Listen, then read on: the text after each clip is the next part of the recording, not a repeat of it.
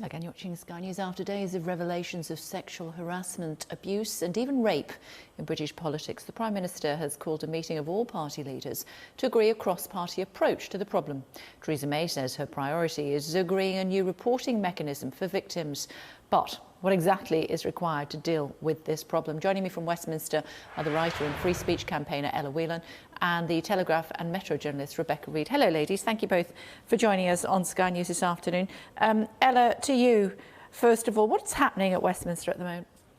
Yeah, what is happening? A hysteria, I think, a real crazy, over-the-top panic. I mean, I think I can't be the only person in the country today thinking, what is going on?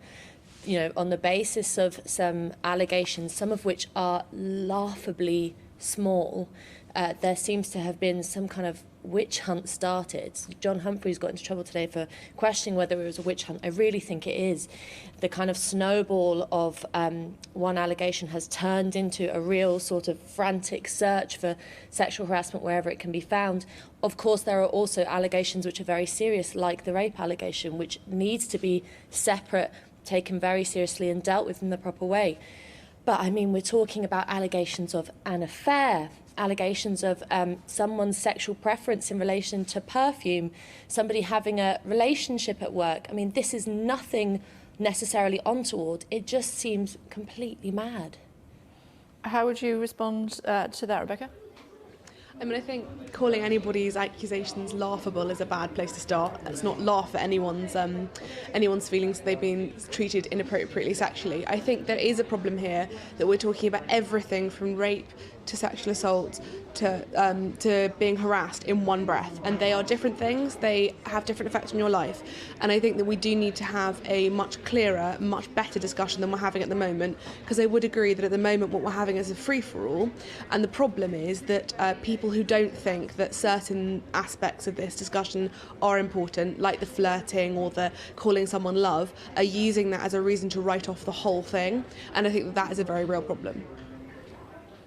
Want to pick up on that, Ella?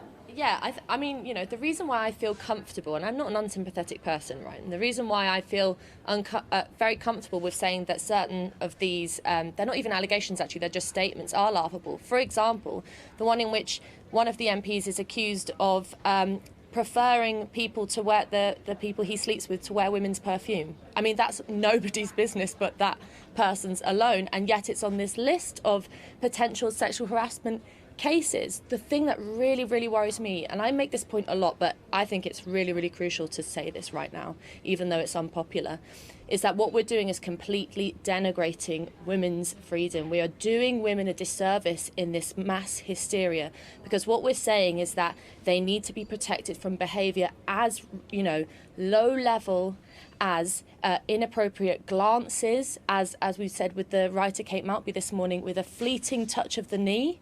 I mean, are we really saying that women are that kind of unresilient, that we need to have that type of behaviour policed? You know, what is this saying about women? That's the question I always feel like we have to ask. What is this saying about women? And I think it's extremely insulting and denigrating to any notion of women's empowerment. I'm shocked by it. Rebecca? I totally understand that there are a lot of women for whom a brush of the knee is not a big deal. I'm one of them. I'm perfectly capable of slapping a man's hand away. But 10 years ago, when I was 15, I wasn't capable of doing that. When I was younger, when I was shyer, when I needed a job because otherwise I couldn't pay my rent, when I didn't have any other option but to smile nicely and be okay with a greasy, fat, older man touching me up, that's when you need help. It's fine for women who have the voice and the privilege and the ability to say, oh, please don't patronise us, but there are some women who don't have that strength and don't have that option, and they need support. We're talking about adults here, right? So you've just talked about you being 15. That's a different matter. We're talking about adults here, women, not girls, not children. We're talking about women, adults, who should be able to, when something happens that they think overstep the line or constitutes sexual harassment, which is very different from inappropriate behaviour, let's make that clear. You know, it's very clear when you're being sexual harassed. Inappropriate behaviour can be anything. Hang on, let me finish. No, it is clear. I think most women will know when they have been sexually harassed. They don't kind of ponder over it. They think, right, that was definitely a breach of my, you know, of what I consider to be appropriate conduct. It's serious. It's often repetitive. It's very different from. If you let me finish, it's very different from inappropriate. It does make sense. Ladies, don't talk over each other because we can't understand what you're saying. Carry on your point, and then you can pick up. Thank you. So it is important to make this distinction because, you know, we've been talking about stuff like sexual violence and sexual harassment and sexual assault and inappropriate behaviour all in the one breath. And the problem with that is inappropriate behaviour or unwanted conduct, right? Unwanted conduct could be something like a come on, asking somebody out. That could be an unwanted conduct, right? That's obviously nothing serious. That happens every day when people ask each other out. It might make you feel uncomfortable, but it's nothing serious. Sexual harassment, on the other hand, continuously harassing a woman, continuously propositioning for her sex, or abusing your position as power, that's very different. That's quite a clear distinction we want to make. In putting those two in the same pot, what you're doing is denigrating the seriousness of sexual harassment and rape, and that makes me and most women very angry. Let Rebecca come back.